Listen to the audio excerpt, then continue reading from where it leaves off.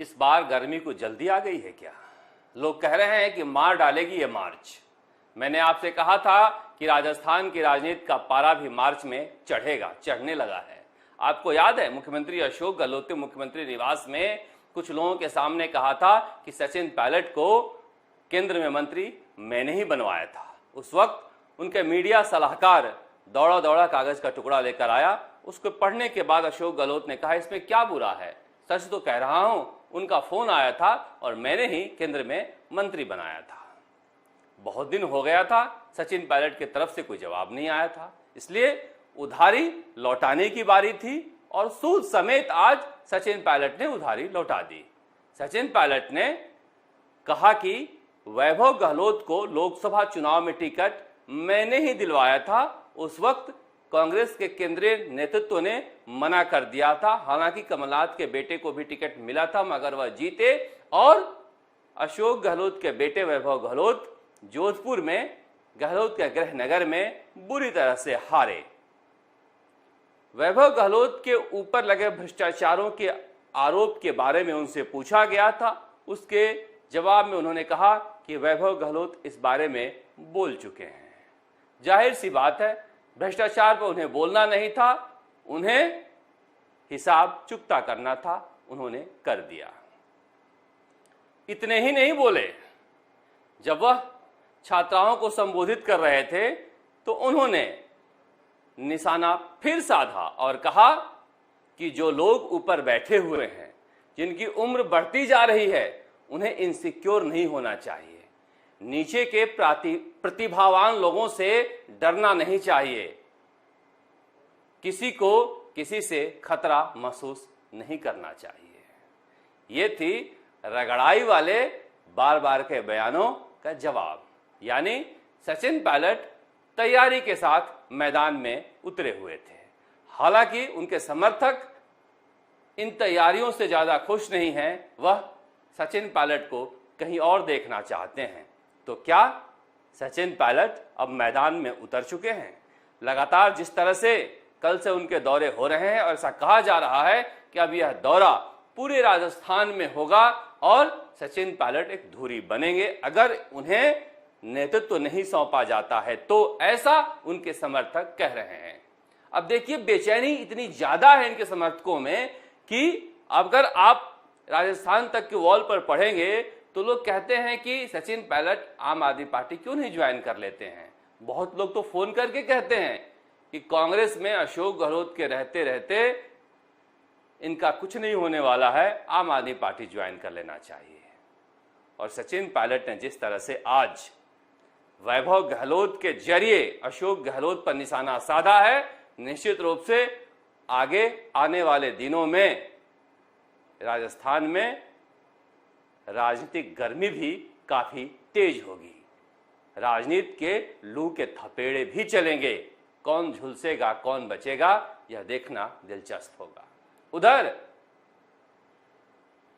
नई नई खबर आई है कि वसुंधरा राजे उपराष्ट्रपति हो सकती हैं। अब जो प्रधानमंत्री नरेंद्र मोदी को जानता है वह इन खबरों पर कब से विश्वास करने लगे हैं।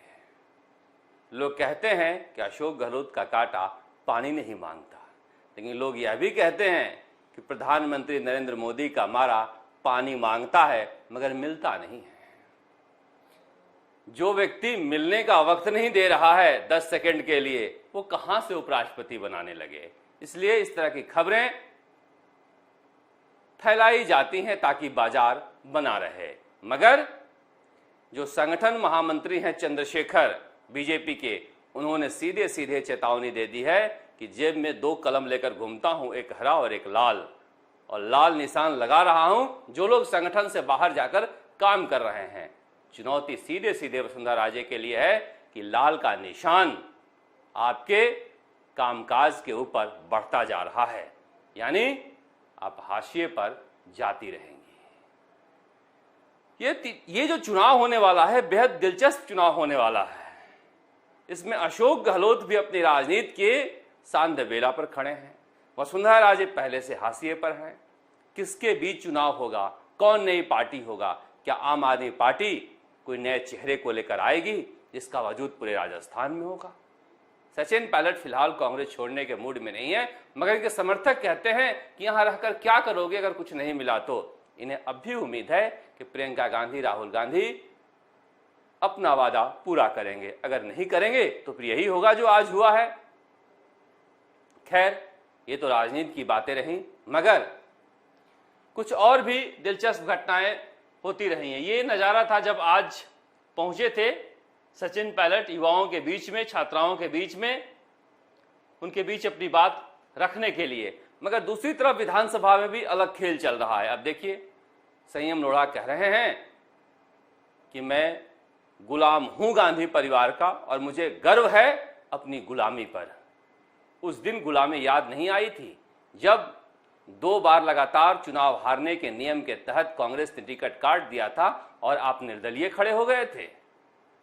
कैसा गांधी परिवार के लिए आपका स्नेह और प्रेम है? यह मौके का स्नेह और प्रेम है, और इस तरह के बयान जो सही में गांधी परिवार को मानते हैं वह नहीं देते हैं। इस तरह के बयान ज्यादातर लालची नेता देते हैं जिन्हें कुछ पाने की दरकार होती है, मगर कुछ पाने की कहानी और है। ये देखिए, ये गुरुकुल विश्वविद्यालय है जिसे लेकर विधानसभा में कल विधेयक पारित किया जा रहा था, जहां बताया गया था कि 25 कमरे बन चुके हैं, 28 क्लासरूम बन चुके हैं, बड़ी बड़ी बिल्डिंगें बन चुकी हैं, और इस विश्वविद्यालय को विधानसभा से पारित करके एक निजी विश्वविद्यालय के रूप में परिवर्तित कर दिया जाए। बताइए कितना बड़ा दुस्साहस है। कहां से इतना बड़ा दुस्साहस सरकार लेकर आती है? वो तो भला हो राजेंद्र राठौड़ का, जिन्होंने देख लिया कि विधानसभा में क्या क्या होने वाला है, और जब उन्हें पता लगा कि यह विधेयक आने वाला है गुरुकुल विश्वविद्यालय का, तो वह जाकर मौके पर देख आए, क्योंकि चूरू जाने के रास्ते में पड़ता है सीकर, और फिर जाकर उन्होंने देखा ये तो खाली जमीन है। जब विधानसभा अध्यक्ष ने कलेक्टर को पूछा, कलेक्टर ने मौके से रिपोर्ट भिजवाई कि वहां तो कुछ है ही नहीं।